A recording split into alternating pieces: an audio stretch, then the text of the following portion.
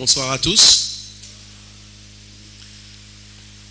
En cet après-midi, nous avons un thème assez original. Vous pouvez me rappeler l'intitulé? Christianisme et franc-maçonnerie.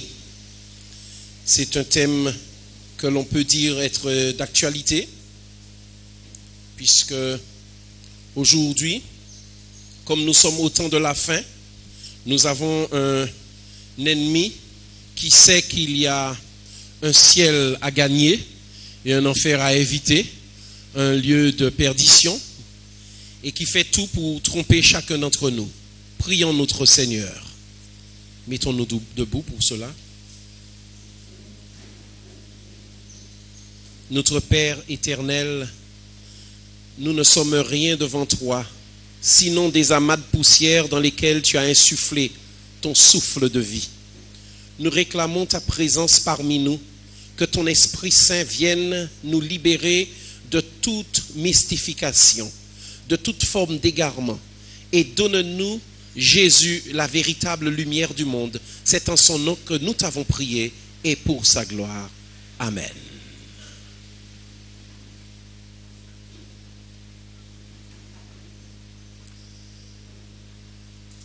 La franc-maçonnerie intrigue.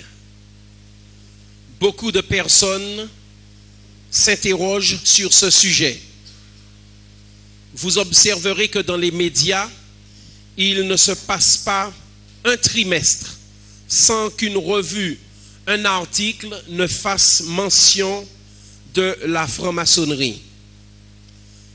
J'aimerais d'ailleurs saisir l'occasion pour vous dire que ce n'est pas dans des revues que vous achetez dans les kiosques qui vont vous aider à vraiment saisir la réalité des sociétés secrètes. D'ailleurs, on l'appelle société secrète, mais aujourd'hui, en fonction de l'évolution des mœurs, ses adhérents préfèrent dire société discrète. Comme a pu le signaler la journaliste Sophie Coignard dans son livre intitulé « Un État dans l'État », les francs-maçons sont partout et exercent une grande influence sur l'appareil d'État. Ils sont dans le domaine de la justice, dans les grandes entreprises et dans l'administration. C'est un réseau puissant avec de plus en plus de candidats. D'ailleurs, le plus souvent, lorsque vous accédez à certaines fonctions d'encadrement, vous êtes susceptible d'être sollicité par des francs-maçons. Un commissaire de police sur 4 est franc-maçon. Beaucoup de magistrats le sont. D'ailleurs, il y a une question pertinente qui est soulevée, à savoir lequel des 2 serments va compter pour un magistrat. Lorsqu'il accède à la magistrature, il prête serment auprès de l'autorité de l'État. Et lorsqu'il devient franc-maçon, il prête aussi serment. Et si jamais il a un de ses frères qui doit passer devant les tribunaux, lequel des serments aura la prééminence? Il y a des débats dans les loges sur la laïcité, sur l'avortement, de même que sur la peine de mort à une période, et aujourd'hui même sur le mariage pour tous. J'ai le sentiment, en observant l'évolution de nos églises, pour ne pas dire plutôt leur déclin, qu'il y a une présence de plus en plus grande de francs-maçons assis parmi les enfants de Dieu dans son église. D'ailleurs, un jour, j'avais décidé de tenir ce thème dans une église et le pasteur m'a appelé pour juste me dire qu'il ne faudrait pas faire ce thème parce qu'il n'édifie pas Jésus. Et il m'a demandé en passant combien de versets bibliques y aura-t-il dans ta présentation. Pour finir par me dire, lorsque tu vas présenter, il se pourrait que beaucoup soient en train de regarder assis dans l'assemblée et sache une chose, ils ont le pouvoir de te briser toute une carrière.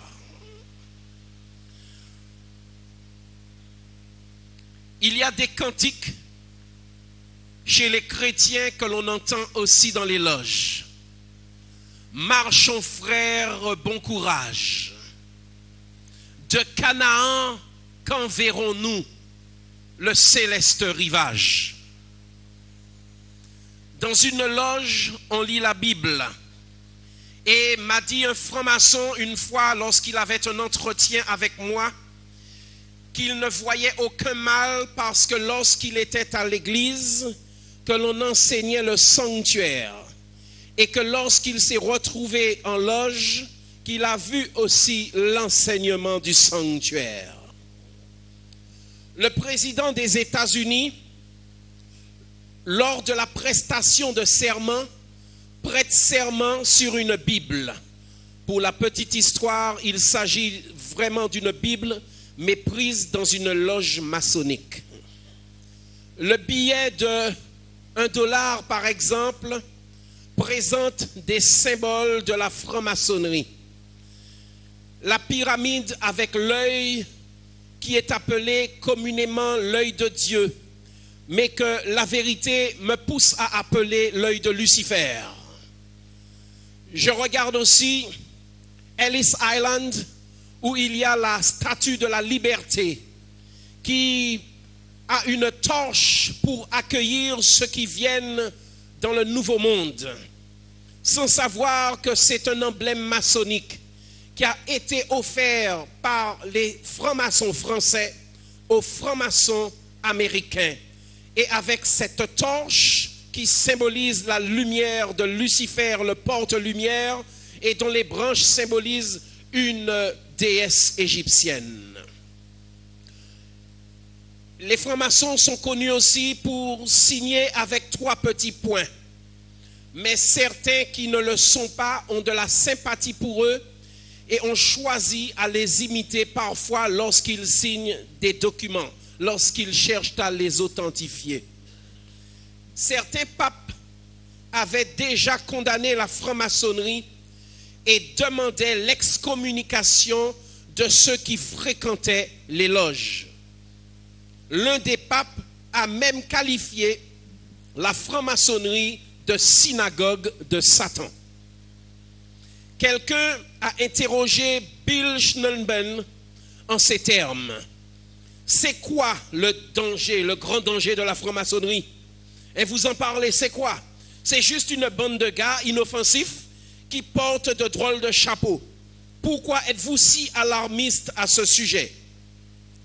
Pour vous dire qui est Bill Schnellenben, il n'était pas franc-maçon du 33e degré, mais il était dans une loge où on atteignait le 90e degré.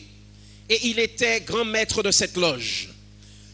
Bill Schnellenben, que certains connaissent aussi sous le nom de William Schnellenben, tout en étant franc-maçon du 33e degré, a été aussi un luciférien. Et son épouse était une sataniste. Il était aussi vampire. Il a accédé au culte des vampires. Il a passé un master en théologie catholique et a été consacré, ordonné prêtre catholique. Et il a ordonné à Satan le prêtre qu'il a consacré à Dieu. C'est lui-même qui écrit cela dans son témoignage. Il a été rosicrucien, il a été mormon, il a fréquenté la plupart des sociétés secrètes des États-Unis. Donc Bill Schnellenben sait de quoi il parle. Et pour avoir lu ces livres avant de venir parler devant vous, ainsi que des livres de grands maîtres qui ont accepté Jésus, je puis vous dire qu'il est temps que les chrétiens ouvrent leurs yeux. Le Grand Orient de France avait accepté en son sein un prêtre catholique franc-maçon.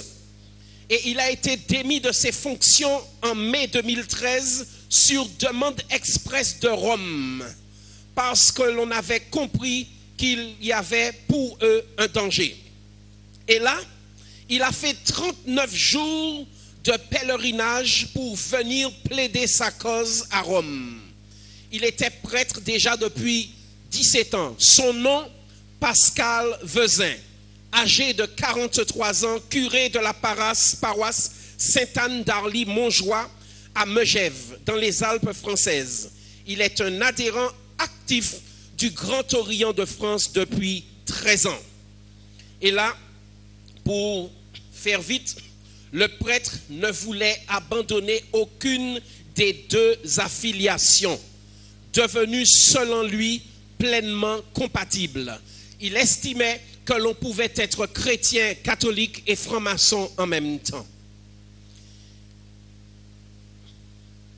Eh bien, je revois ce verset de l'Ancien Testament où il est dit dans ce livre d'Ézéchiel, et il me dit, fils de l'homme, vois-tu ce que font dans les ténèbres les anciens de la maison d'Israël? Chacun dans sa chambre pleine de figures, car ils disent, l'Éternel ne nous voit pas, l'Éternel a abandonné le pays. Et il me dit, tu verras encore d'autres abominations qu'ils commettent. Et il me conduisit à l'entrée de la porte du temple du côté du septentrion, c'est-à-dire du nord. Et voici, il y avait là des femmes assises qui pleuraient Tammuz.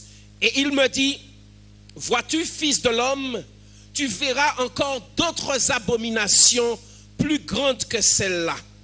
Et verset 16, il me conduisit dans le parvis intérieur de la maison de l'Éternel. Et voici, à l'entrée du temple de l'Éternel, entre le portique et l'autel, il y avait environ 25 hommes tournant le dos au temple de l'Éternel et le visage tourné vers l'Orient.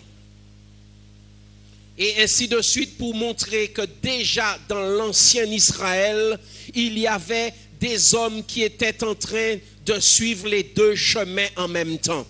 Si vous regardez, revoyez la description du sanctuaire en Israël, l'entrée du sanctuaire se faisait par l'est. Pour quelle raison?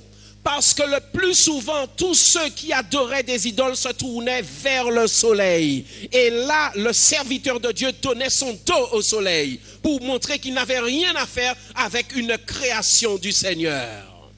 Et là seulement, on constate qu'il y a aujourd'hui beaucoup de cercles. On entend les noms, Grand Orient, Grande Loge, etc., le Memphis Misraïm. Et il y a beaucoup de chrétiens aujourd'hui qui se trouvent assis dans ces endroits et qui en même temps servent dans la maison de Dieu. Pas étonnant que l'Église aujourd'hui connaisse un tel déclin. Il y a certains qui ont estimé que faire les deux chemins est quelque chose de normal, alors que pour l'Éternel, c'est une abomination. Bien que l'accent soit mis essentiellement sur la franc-maçonnerie, j'aimerais dire en passant que les autres sociétés secrètes doivent être concernées aussi par ce propos en cet après-midi. Je fais allusion aux chevaliers du Temple, aux chevaliers de l'Ordre de Malte, aux Skull and Bones, à la Rose Croix, au Bohemian Club, aux chevaliers de l'Ordre de Columbus, à l'Opus Dei par exemple aussi. Plusieurs grands maîtres et d'anciens prêtres reconnaissent que la franc-maçonnerie est une façade contrôlée par l'ordre des jésuites. Certaines recherches l'ont montré clairement. Afin d'attirer des chrétiens en masse, beaucoup de maçons rappellent que l'un des principaux francs-maçons n'était autre que le pasteur, comment il s'appelle?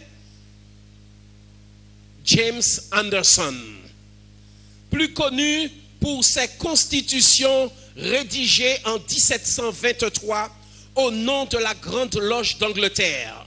Son document énumère les droits et obligations de tout franc-maçon. Il s'agit donc d'une charte.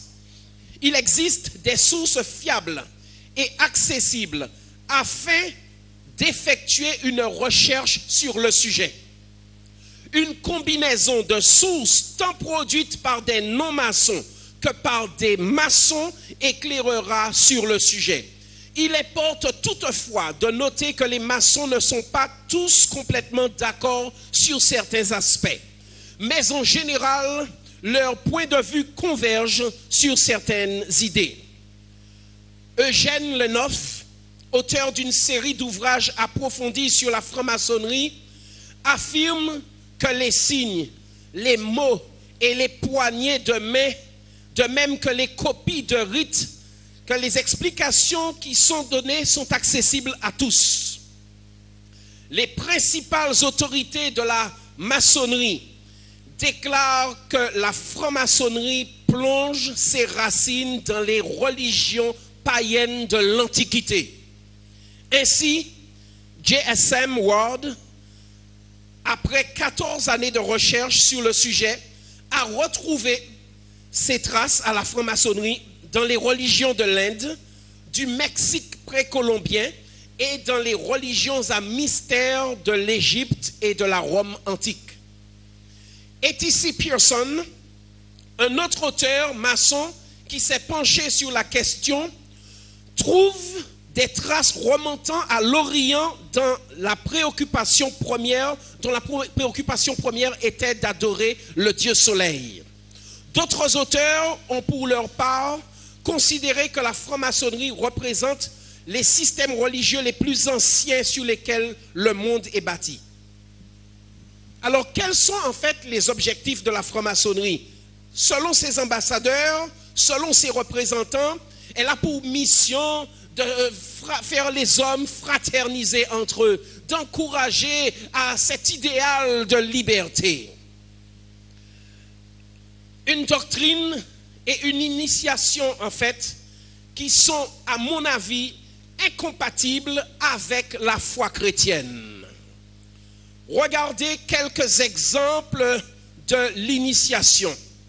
Le jour où vous prenez votre initiation, dans certaines loges, on vous enferme dans une salle obscure avec un cierge. Il y a un crâne sur la table et ce jour-là, vous rédigez ce que l'on appelle votre testament philosophique.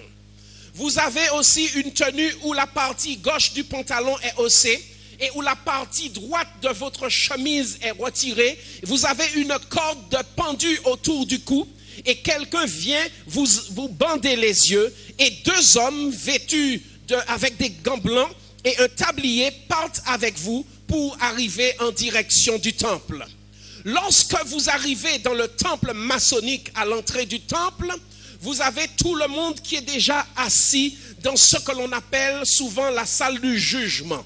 Et là, on tape 3 fois. 1, 2, 3, toum, toum, toum. Et là, on demande qui avance, qui va là.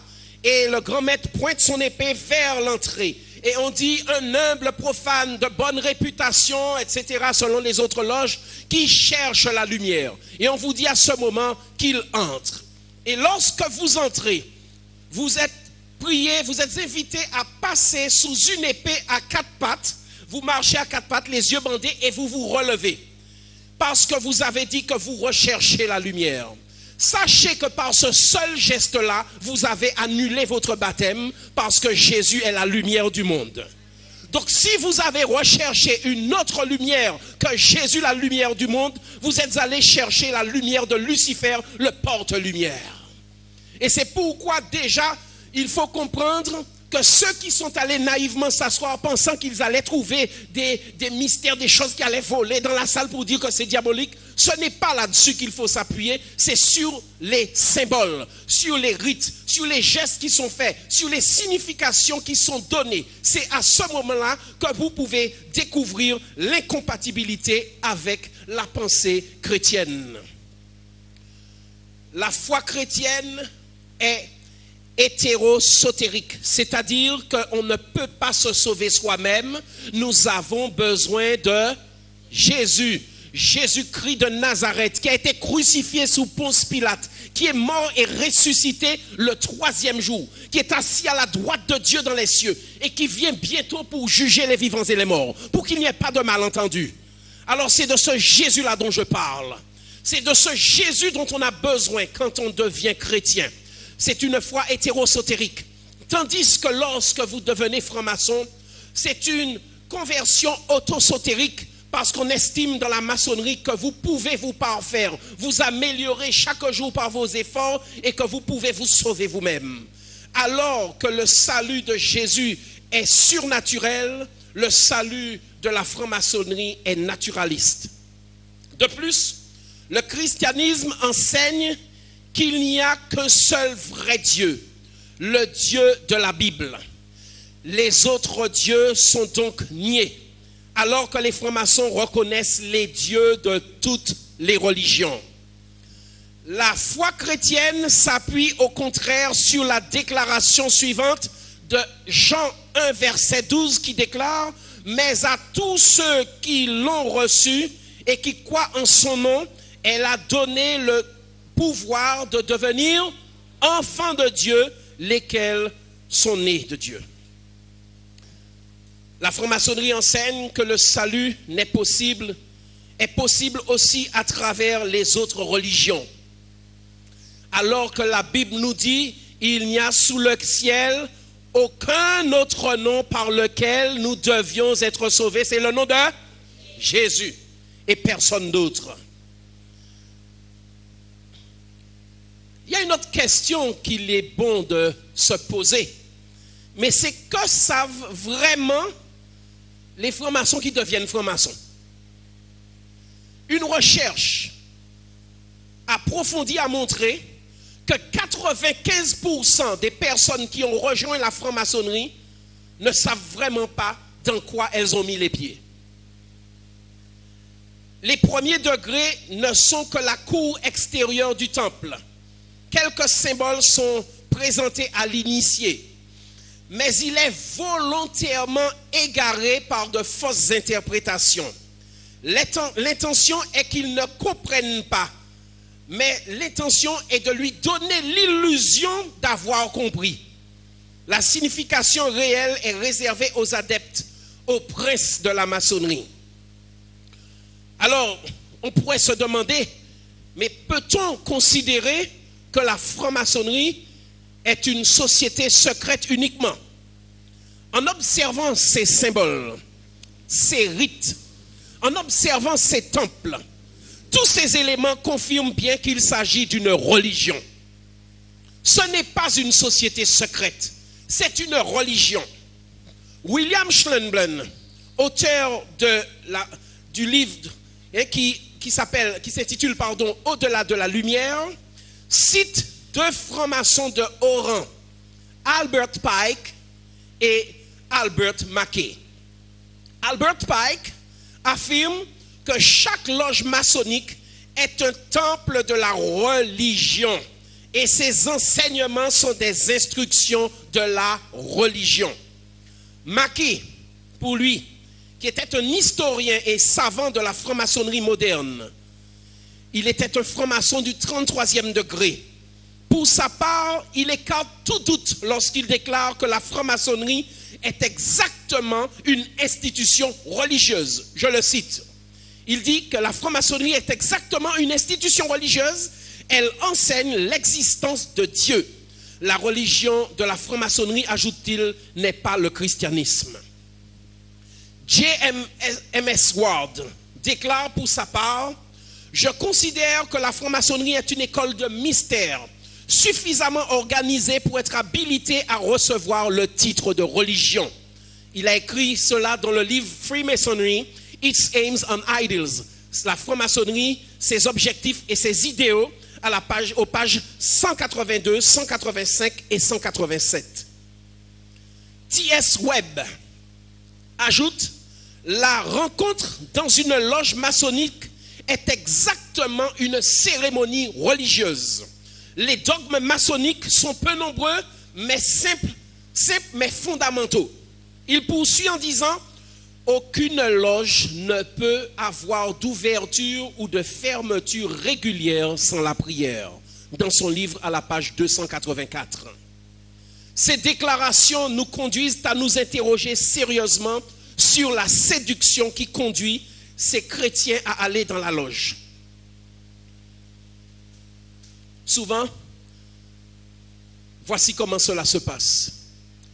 Les églises évangéliques baptistes aux États-Unis ont découvert qu'elles avaient une vague de pasteurs qui devenaient francs-maçons, les baptistes du Sud. Et ils ont fait une enquête auprès d'eux. Et l'enquête avait donné comme résultat que le pasteur untel, quand on lui a demandé pourquoi il est devenu franc-maçon, il a répété, c'est parce que mon collègue m'a amené. Et l'autre, pourquoi? Parce que mon collègue m'a amené. Tout le monde, mon collègue m'a amené. Mais personne n'a jamais voulu vraiment aller en profondeur. Ces déclarations que je vais donner maintenant sont tirées d'un livre considéré parmi les livres les plus importants des maçons. Albert Pike, dans son livre Morale et dogme, en anglais Morals and Dogma, écrit afin de dire ce qui se passe.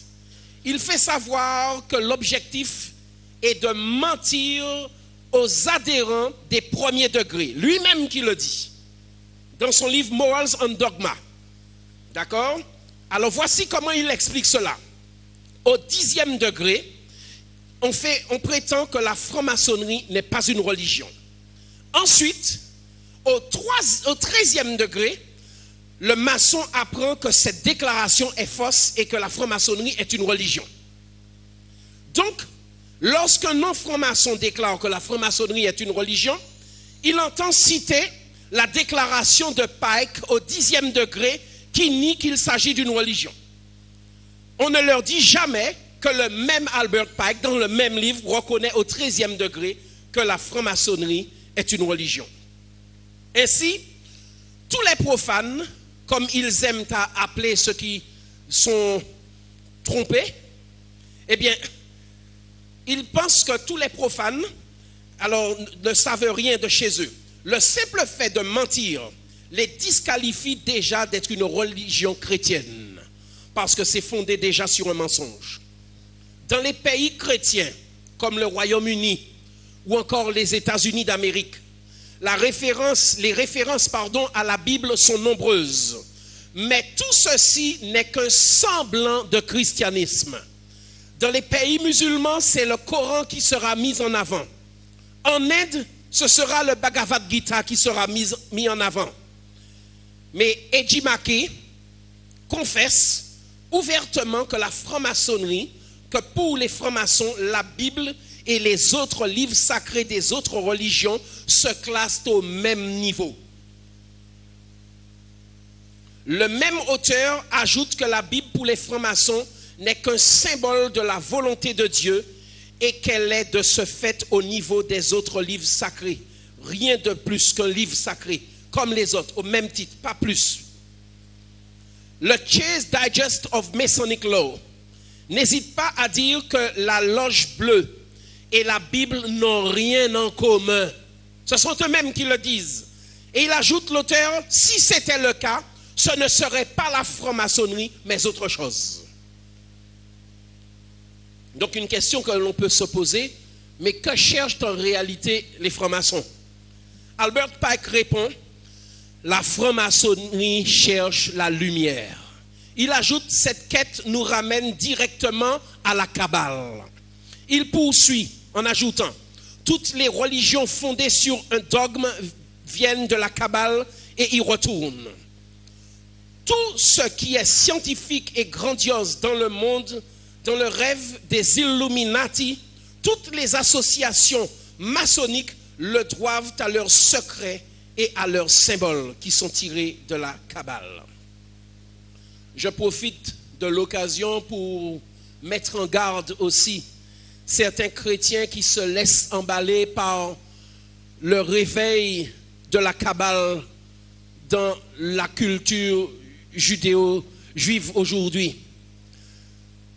Madonna, différentes stars aujourd'hui parlent de la Kabbale. Il s'agit d'une contrefaçon satanique de la Torah et des livres de l'Ancien Testament que les pharisiens et les sadducéens pratiquaient du temps de Jésus. D'ailleurs, l'une des raisons pour lesquelles les pharisiens et les sadducéens complotaient pour tuer Jésus en dépit des miracles évidents qu'il accomplissait, c'était bien à cause de la sorcellerie juive de la Kabbale. D'ailleurs, il y a des livres qui se vendent dans le commerce avec pour intitulé « Haute sorcellerie, haute magie juive ». C'est aussi pourquoi le Sauveur de l'humanité s'est montré aussi sévère envers ces individus. Jésus savait bien que les pharisiens et les sadducéens pratiquaient la kabbale qui n'est rien d'autre que de la sorcellerie. D'ailleurs, un jour, j'avais été chargé d'interroger un grand rabbin. Et j'ai profité pour lui demander, pouvez-vous nous dire ce que c'est que la kabbale? Et puis il a été hésitant. Il m'a dit, vous savez, ce livre-là, il ne faut pas s'en occuper à moins d'avoir déjà 63 ans. Parce que ce livre contient beaucoup de mystères. Et puis il a évité d'aller plus loin là-dessus. Vous voulez savoir un peu plus sur ce que c'est pour dire à vos frères chrétiens que leur place n'est pas là. Voici ce qu'il est écrit concernant la franc-maçonnerie dans le livre intitulé « Les secrets de la sorcellerie ancienne », page 22. L'auteur vous dit « Dans les rites de la sorcellerie moderne, nous y trouvons des termes et des expressions qui s'emploient aussi dans la franc-maçonnerie, de même que dans le courant du Golden Dawn et d'autres sociétés secrètes. » Quand on vous parle du Golden Dawn, on va vous parler de certains Aleister Crowley, dont je vais vous parler un peu plus tard tout à l'heure. Quand vous devenez franc-maçon, vous prêtez un serment de sang. John Todd, qui est un ancien Illuminati, il va dans cette direction. D'ailleurs, John Todd avait fait des révélations parce qu'il était un sorcier et un Illuminati et franc-maçon. Et un jour, il a disparu et jusqu'à maintenant, personne ne sait ce qu'il est devenu.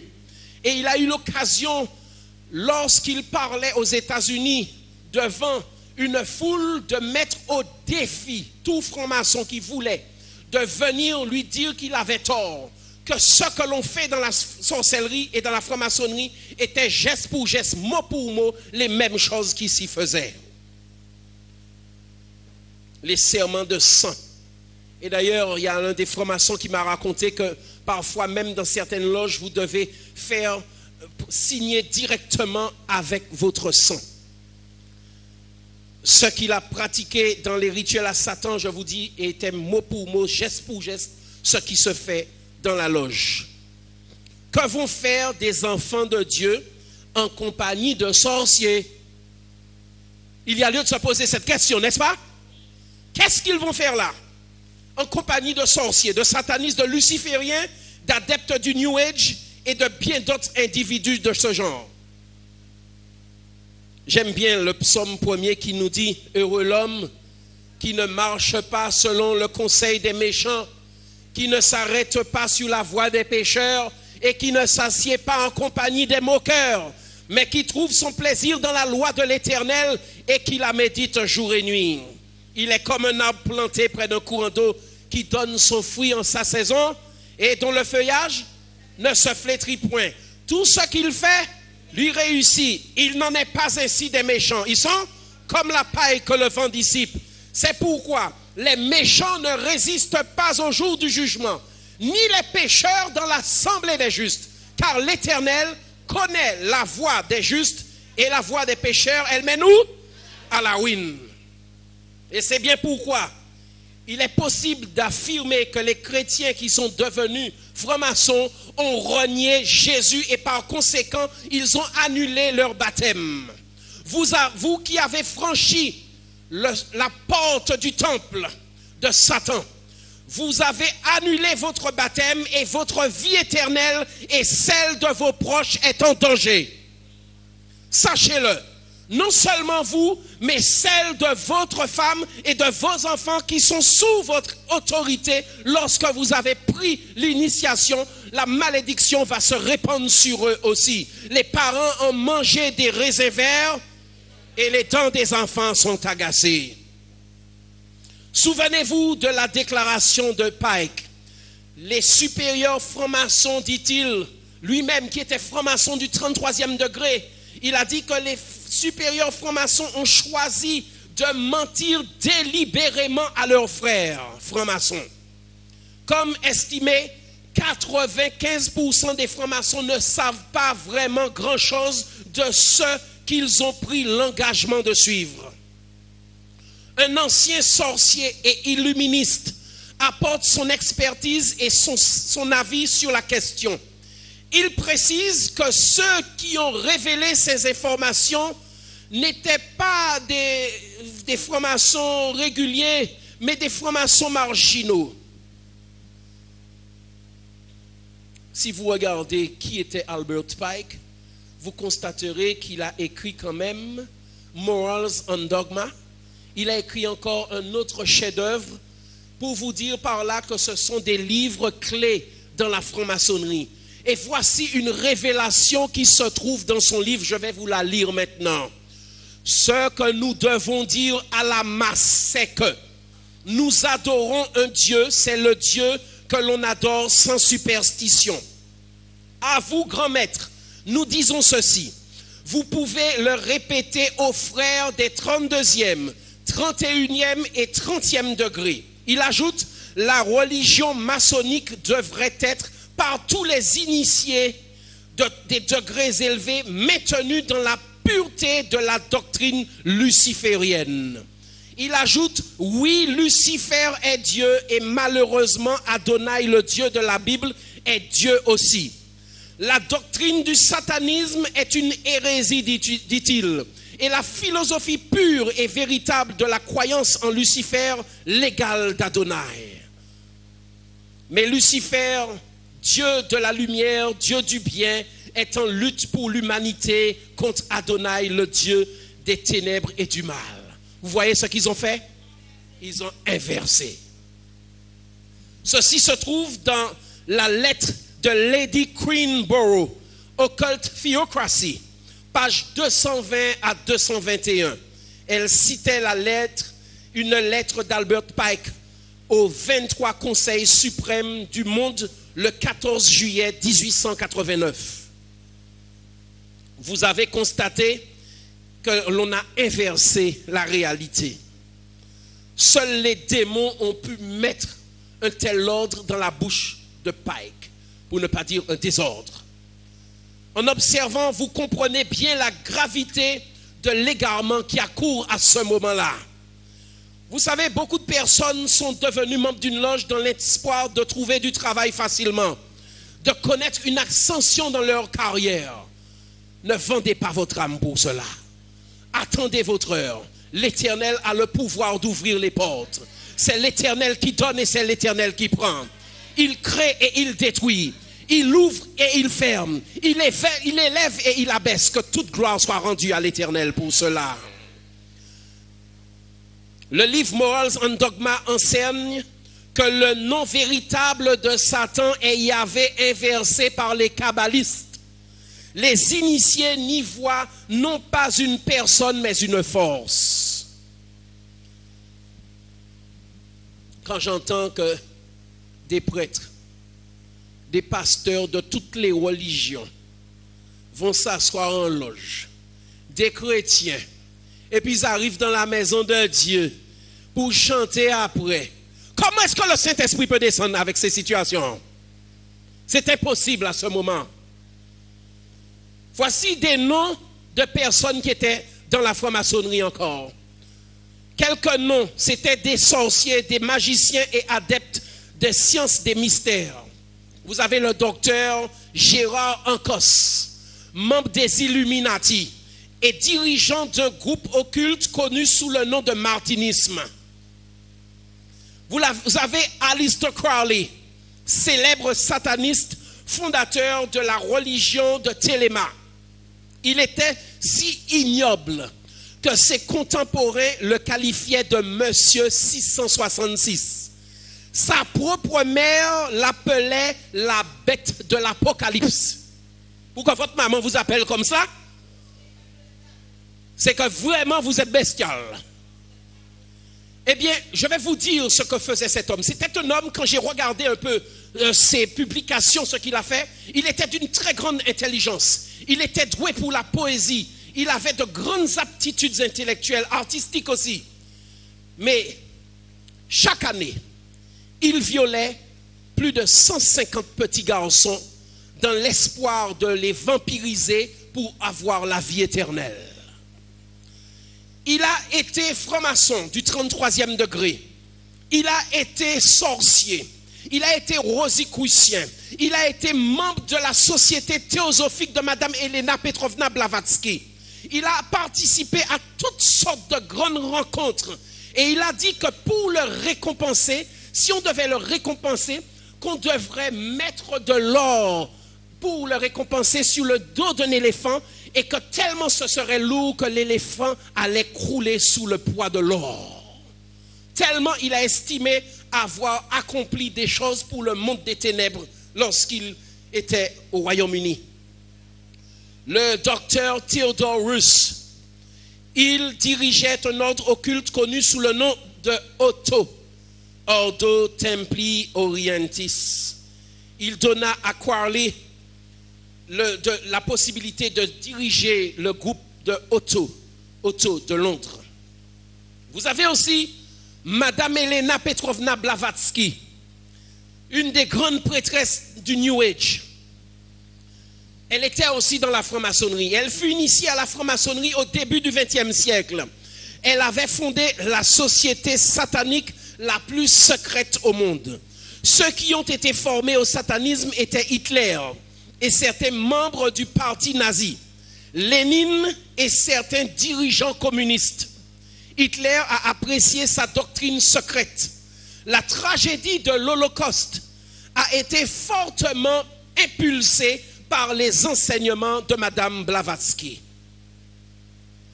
Vous avez un autre nom peut-être que certains ont déjà entendu, Alice Bailey.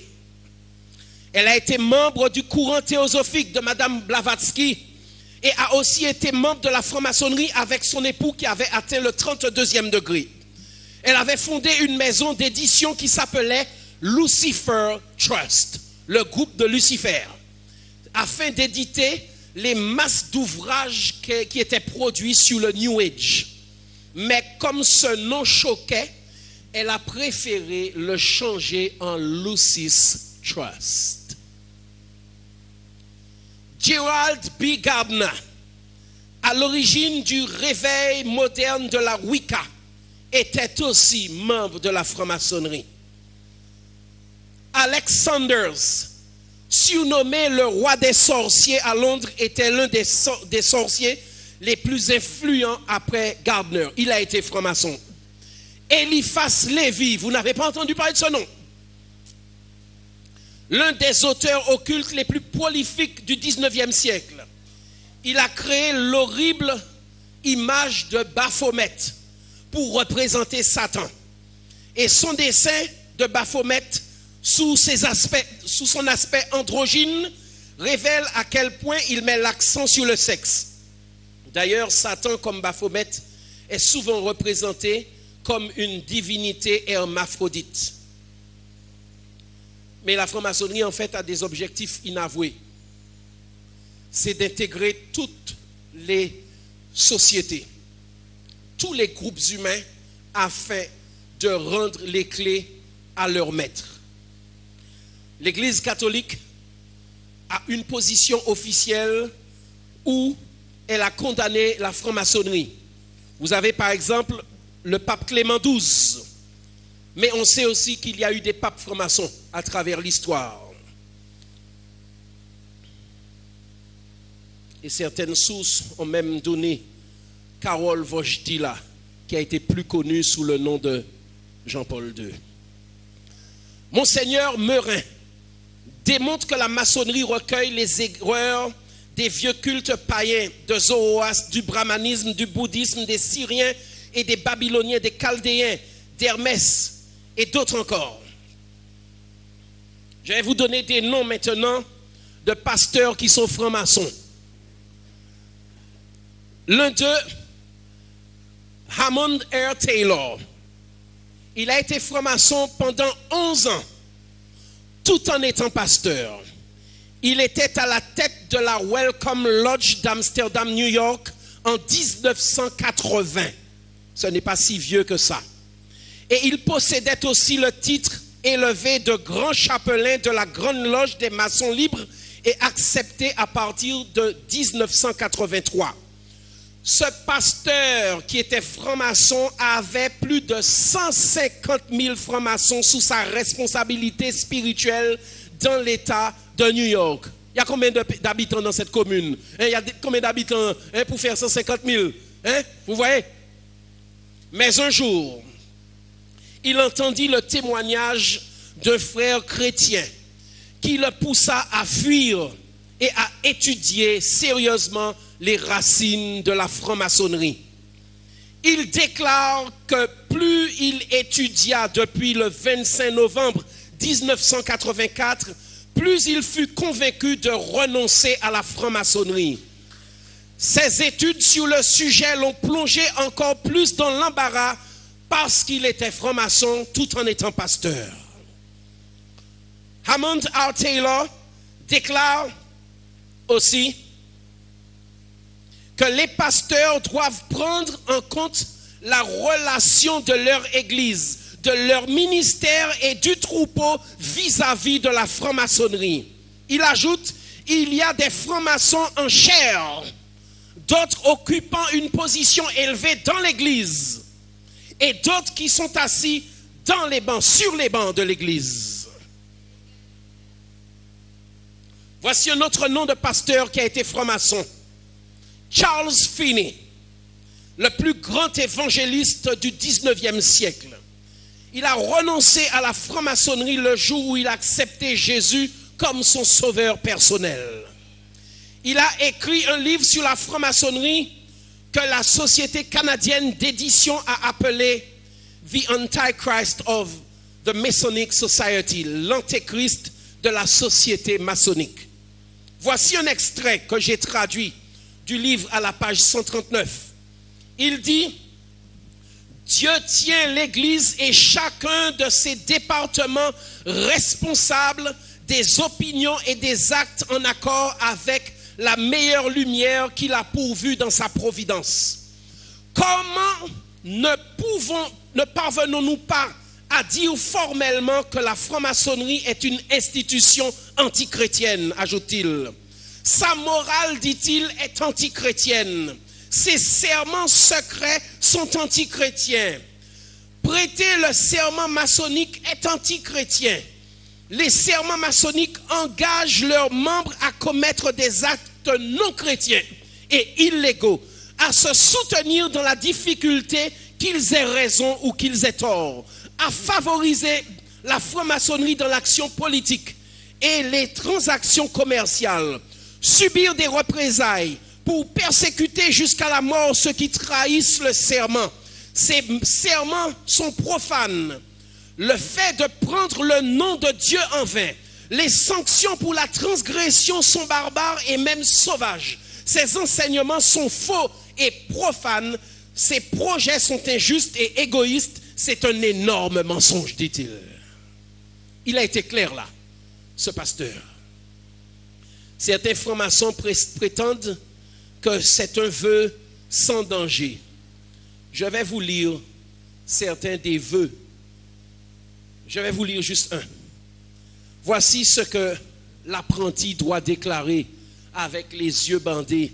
Avant tout, je promets et je jure sincèrement et solennellement avec une ferme résolution de faire de même, de me soumettre à la sentence d'avoir la gorge tranchée, la langue arrachée et le corps enterré dans du sable de mer brute à la marée basse, là où la mer descend et monte 2 fois en 24 heures, si jamais je viole l'engagement de mon grade d'apprenti.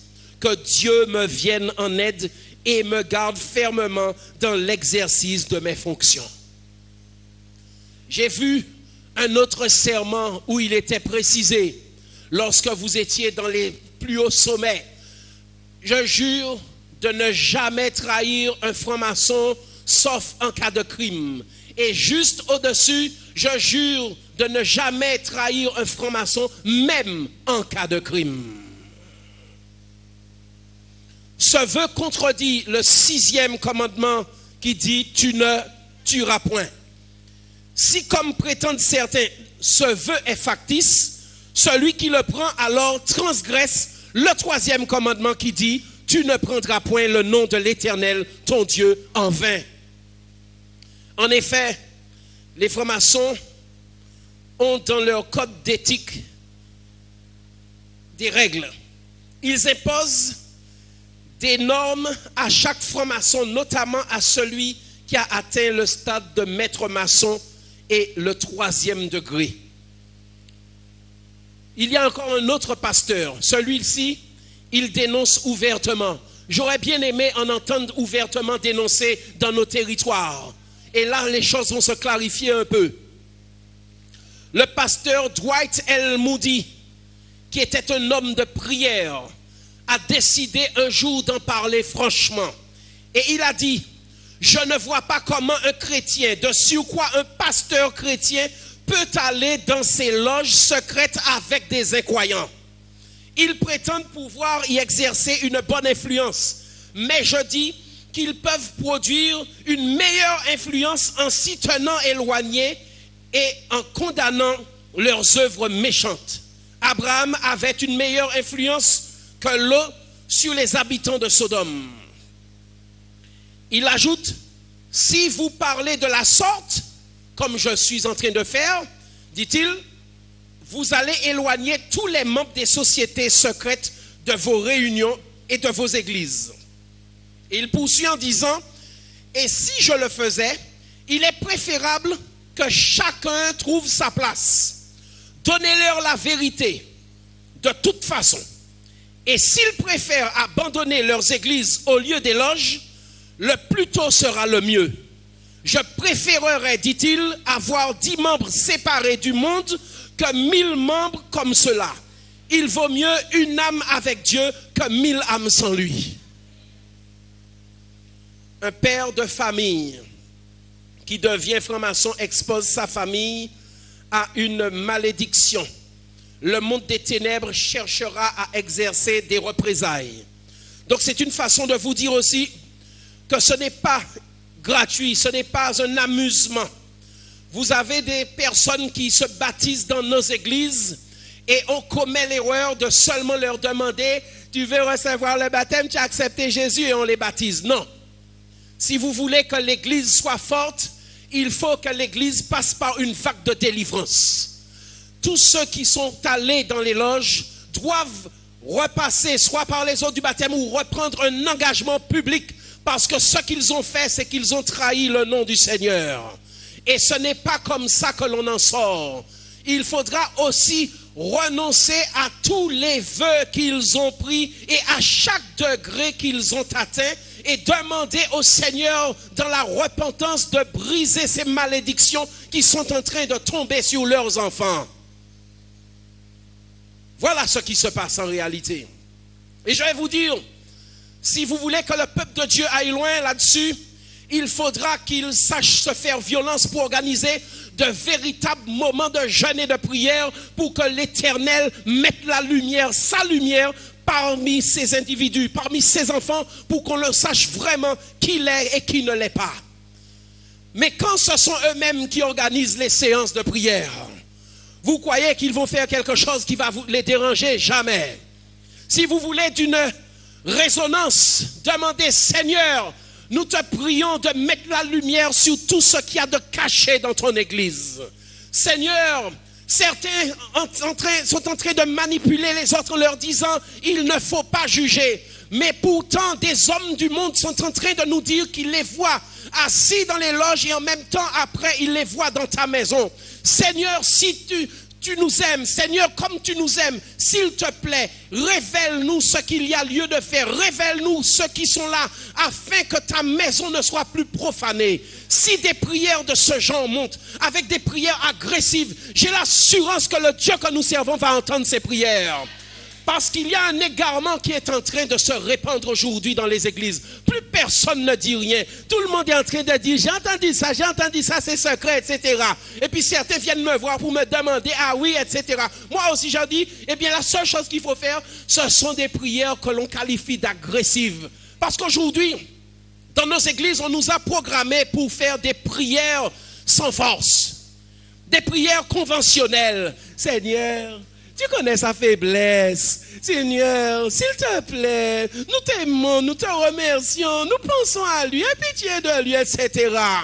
Si c'était votre entreprise qui était en danger par quelqu'un qui la sabotait, c'est comme ça que vous auriez fait alors. Vous auriez demandé à l'Éternel de retirer son épée flamboyante.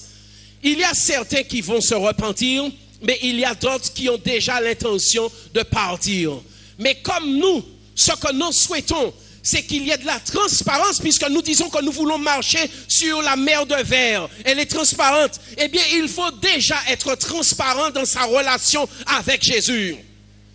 Imaginez ce qui se passe lorsque quelqu'un se trouve dans la maison de Dieu et en même temps va dans les loges. Et que cette personne fait des consécrations d'enfants, administre le baptême à des personnes. Tout cela, il faut savoir qu'il y a des transferts qui se font au moyen de la main. C'est la raison pour laquelle l'apôtre Paul a dit qu'il ne faut pas imposer les mains précipitamment. Pour toutes ces raisons, je pense qu'il est nécessaire de comprendre que ce n'est pas une simple plaisanterie. Ah, il est dans un cercle intellectuel, etc. Ce n'est pas un cercle intellectuel. Lorsqu'un franc-maçon est venu me voir dernièrement, il m'a dit qu'il était assis au temple. Et en même temps, il a su ce que je faisais. Il m'a demandé, que penses-tu de la franc-maçonnerie? Je l'ai regardé franchement et je lui ai dit, la franc-maçonnerie n'est rien d'autre qu'une société luciférienne. Et voilà, il faut être clair. Quand on commence à aller sur les deux tableaux, on finit par se noyer. Si l'Église doit se réveiller aujourd'hui, elle devra se faire violence. Ce matin, nous l'avons vu où il était dit que ce sont les violents qui pourront entrer dans le ciel. C'est-à-dire ceux qui ne vont pas rester se soumettre à n'importe quelle injonction. Ce n'est pas un appel à la désobéissance au Seigneur, mais c'est un appel à dire ainsi parle l'Éternel. C'est un appel au contraire qui invite chacun à prendre conscience que ce n'est pas tout de venir s'asseoir dans la maison de Dieu, mais qu'il faut dépasser ce stade-là. L'heure est trop avancée pour rester dormir comme ça dans la maison de Dieu, et puis on se dit, ah oui voilà c'est bon, on se contente d'un petit programme, on chante etc, on prêche l'amour. Je suis allé une fois dans une église avec un prédicateur que je traduisais et la première chose que le pasteur est venu nous dire, mes frères, prêchez Jésus, prêchez l'amour. Voilà, c'est tout ce qu'il voulait entendre. Alors que quand vous regardez le prophète en Israël, il vient sonner de la trompette. Il vient annoncer au peuple ses péchés aussi pour lui dire de se repentir. Et si on ne le fait pas, il sera trop tard à un certain moment pour certains. Et quand la maladie se répand dans le peuple de Dieu, l'église se met à couler. Pas étonnant que la servante du Seigneur, que nous appelons ainsi Sir White, a eu l'occasion de dire aussi qu'il y a des églises entières qui seront perdues avec leurs pasteurs. Sachez que cela concerne toutes les religions. Toutes les religions. Il y a des pasteurs qui sont sérieux dans toutes les religions, mais il y a aussi certains qui devront se repentir. Tout ceci commence souvent lorsque vous allez étudier la théologie. C'est à ce moment-là que l'on commence à banaliser sur certains enseignements. Et parfois, certains, même à peine avoir reçu leur diplôme, sont allés prendre leur initiation en même temps. Et comment est-ce que vous faites après pour venir dans la maison de Dieu? Pas étonnant que ces mêmes personnes aient peur d'aller chasser un démon au nom du Seigneur Jésus. Parce qu'elles savent très bien qu'ils vont se reconnaître l'un l'autre à ce moment-là. Donc, en terminant là-dessus, j'aimerais vous dire que Jésus est vraiment à la porte, que nous sommes à une heure critique et qu'il importe maintenant de ne pas jouer, de ne pas être sur deux chemins. Si vous savez que vous avez été là-dedans, il est possible de briser toutes ces malédictions, de briser toutes ces chaînes. Parfois, il m'est arrivé de passer auprès de certains et puis en passant, ils ont commencé à trembler légèrement. Certains, comme cela, ils avaient le démon sur eux. Il y a d'autres, je les vois, ils sont au temple, ils me regardent, ils sont en train de me regarder parce qu'ils savent que je sais. Ils sont là, certains, comme cela. Tout simplement parce que les églises ne prient pas avec force et n'importe qui vient s'asseoir faire n'importe quoi. Certes, il existe un type de démon qui va rester assis même en pleine louange. Il y a certains grades de démons ainsi. Mais vous avez beaucoup qui vont s'agiter parce qu'ils savent que la présence de Dieu sera comme de l'eau sur de l'huile chaude pour eux. Donc que Dieu nous éclaire, qu'il nous apprenne à comprendre la nécessité d'être vraiment pour l'éternel. Pas à moitié pour l'éternel. Il y a même certains que Dieu a sortis de la rose-croix. J'ai eu dernièrement un entretien avec l'une des personnes les plus gradées de la rose-croix en quelque part. Et là, le Seigneur Jésus l'a appelé à sortir de là. Cette personne m'a dit qu'au départ, que lorsque l'individu est venu lui parler pour lui dire que ce qu'elle faisait était mauvais, jamais elle n'avait cru que c'était vrai. Cette personne m'a dit qu'elle portait tout ce qu'il faut, l'épée, etc., la cape, voilà, tout cela. Et puis, au fur et à mesure, l'Esprit de Dieu lui a ouvert les yeux pour lui montrer qu'elle était en train de se tromper. Est-ce que vous croyez que Jésus vient bientôt? Est-ce que vous croyez que nous sommes en train de vivre les derniers événements de la prophétie? Il y a un grand combat qui est en train de se préparer. Et c'est pour cette raison que Satan cherche à endormir l'Église.